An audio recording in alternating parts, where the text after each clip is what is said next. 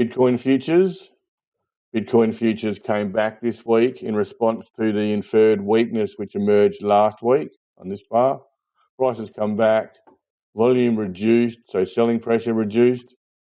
That allowed the spread to be fairly narrow. The market's looking well placed for a little push higher again now. We are expecting there will be some resistance or supply drawn out to the left here when price moves above the highs of this little range that I've drawn. And I expect that resistance will be even stronger up here if and when the market pushes above that level. So the market's just working its way through the supply to the left from this gap down here. And I would expect that some of that supply was absorbed here. The market's pulled back in response, as you would expect, because there was supply drawn out.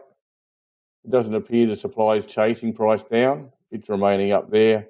So price will probably float higher next week, and it'll probably find that it's easier to trade up to that level now. And over time, it'll probably push up and do this similar thing, attempt to absorb the supply up in the level above. I don't think it'll challenge this level in the very near term.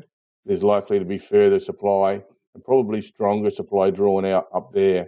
So look for the market to float higher next week, probably up to that level there with relative ease. And then you'll find the market will have to work a bit harder again in this level in here. There'll be further supply up there, I imagine. And don't expect any serious challenge to this level in the very near term. That's a project for a little bit later.